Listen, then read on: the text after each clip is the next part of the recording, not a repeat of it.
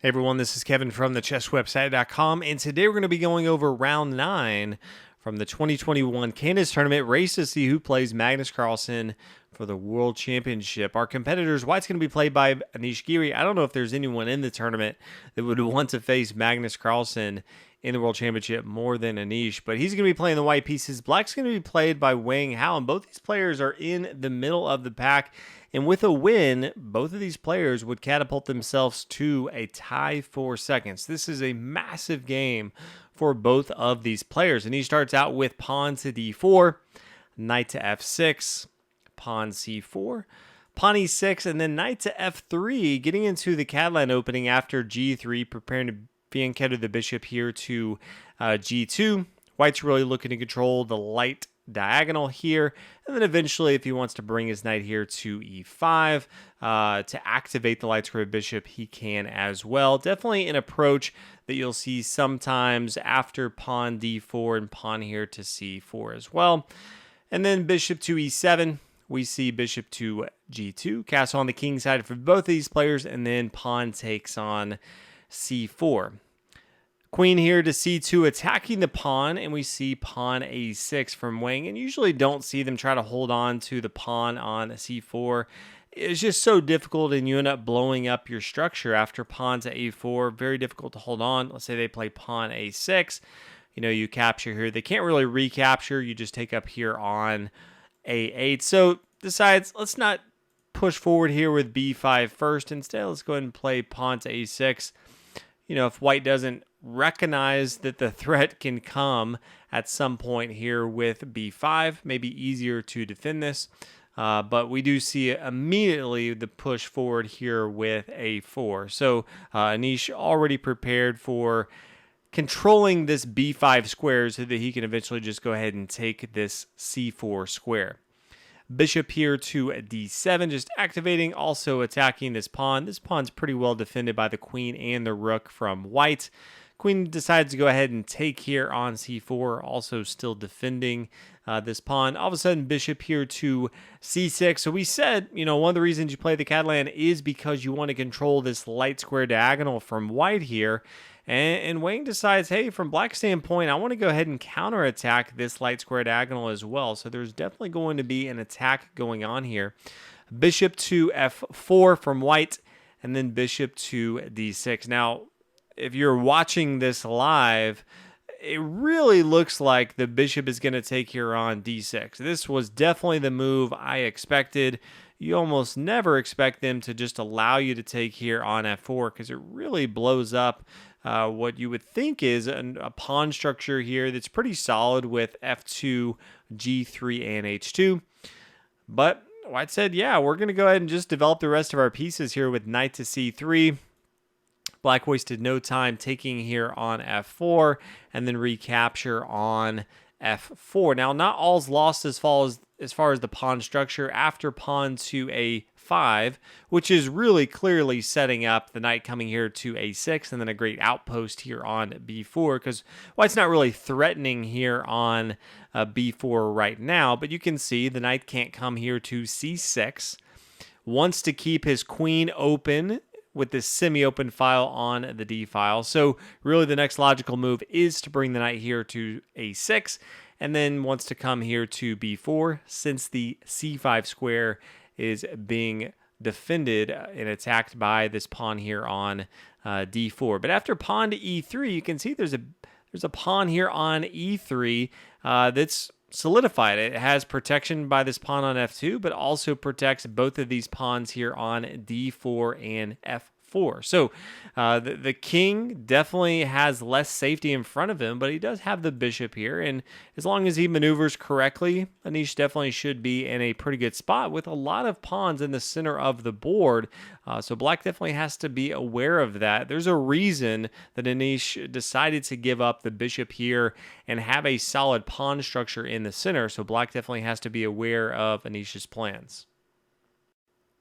Play continues as we would expect with knight to a6, knight up here to e5, activating this bishop.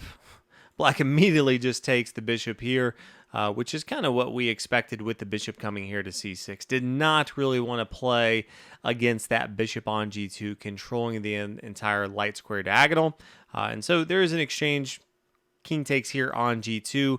You would expect with this setup that the king might come back to h1 or g1, because right now it is completely out in the open. Now the queen would have to come over here to attack that. Both of the bishops from black, as far as white as well, but really black, they are off the board. So as far as any shenanigans on this light square diagonal to attack the king, that's not going to happen. It is going to be some time before the rooks really attack over here on the king side as well. Pawn to c6, opening up another avenue for the queen to get involved into the game. Also preparing if the pawn wants to push here on the b file. Pawn here to h3 also allows for another place that the king can come here to h2 as well. Also has another outpost if the knight wants to come back here to g4. So setting up a lot of stuff from white's perspective. Queen comes over here to b6. Queen comes back here to e2, preparing if he wants to come over here to the king side of the board. c5, we see rook over here to d1. Makes sense as well if you want to bring your rook to d1 as well. I think both of those are completely fine, but decides to go and bring his f rook over here to a d1. There's an exchange in the center of the board.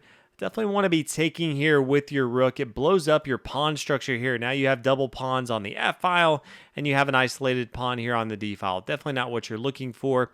Takes with his rook here on d4.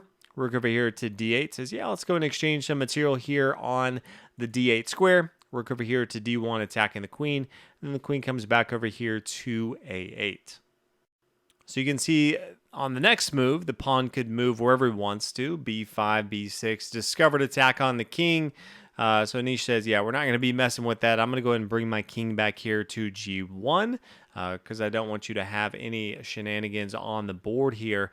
Knight to b4, expected it at some point. Didn't know exactly when it was come, but it does come now. With a great little outpost for this knight here.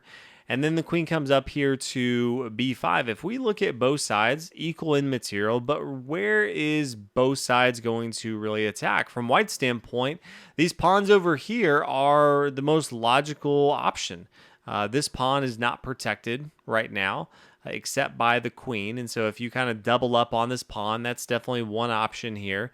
This pawn here on b7 is protected by the queen. If you can kind of hold down black to just protecting mode, that's definitely not a bad thing. From black's perspective, maybe you want to attack this pawn structure here on the E and F files, or potentially this pawn here on b2 at some point.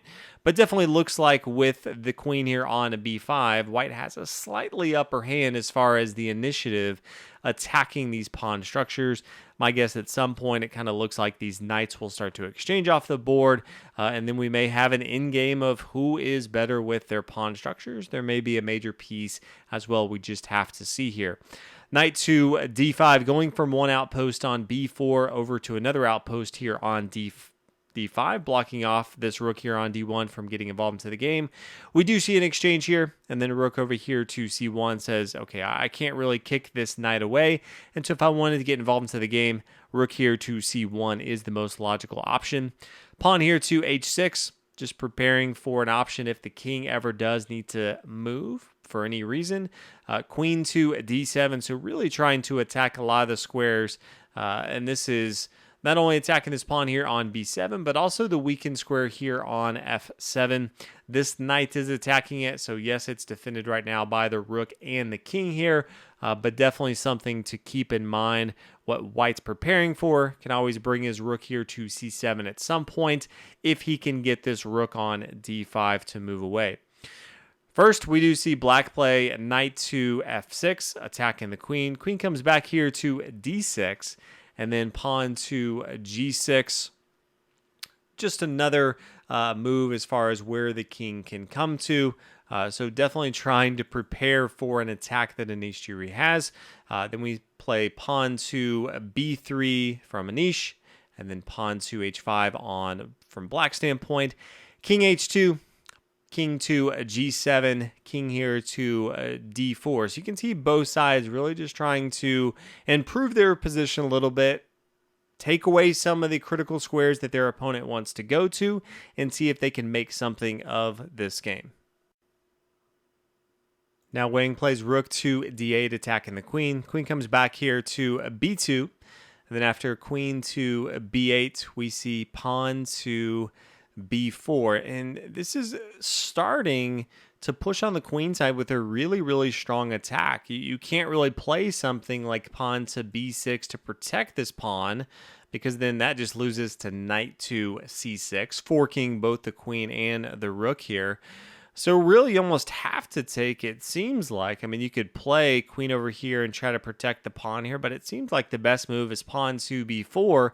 And what I think is the best move up until this point is from Anish Giri, and he plays the move rook to c4. Yes, he could absolutely take with his queen right away, but he recognizes the better move is to play rook to c4 and then take the pawn here on b4.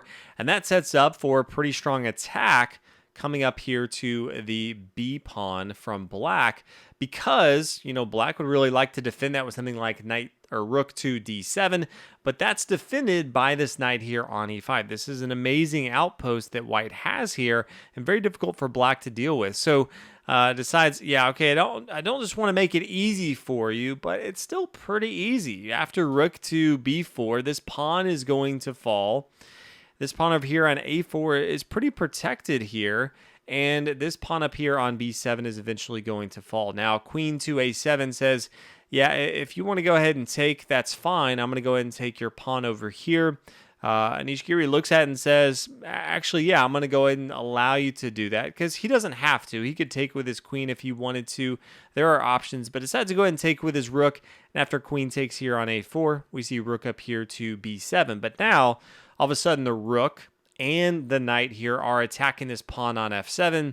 That was more than enough to go ahead and exchange the pawns over here on the queen side, because this king over here on h2 is pretty well defended. There's not much material that can get involved anytime quickly, where white has an immediate threat here on the f7 square. So queen comes back here to e8.